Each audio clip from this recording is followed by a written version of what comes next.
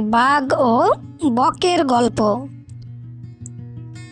কোনো এক জঙ্গলে একবার এক বাঘের গলায় হাড় ফুটেছিল। অনেক চেষ্টা করেও সে কিছুতেই হাড় বের করতে পারল না। যন্ত্রণায় ছটফট করতে করতে চারদিকে দৌড়ে বেড়াতে লাগলো। যে জানোয়ারকে সামনে দেখলো তাকেই বলল, ভাই, তুমি যদি আমার গলা থেকে হাড় বের করে দাও তাহলে তোমায় বকশিস দেব, আর চিরকালের জন্য তোমার কেনা হয়ে থাকবো। কেউই ভয়ে রাজি হলো না। শেষে এক বক বকশিসের লোভে রাজি হলো।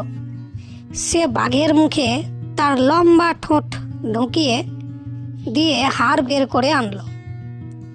বাঘ সুস্থ হলো। বক তখন বাঘের কাছে বকশিস চাইল। এ কথা শুনেই বাঘ দাঁত কড়মড় আর চোখ লাল করে বলল, ওরে অবুঝ, তুই বাঘের মুখে ঠোঁট ঢুকিয়ে দিয়েছিলি। তুই যে ঠোঁট বের করে আনতে পেরেছিস এটাই তোর পরম সৌভাগ্য। আবার কিনা বকশিস চাস? যদি বাঁচবার স্বাদ থাকে আমার সামনে থেকে পালা, নইলে এখনই তোর ঘাড় ভাঙবো।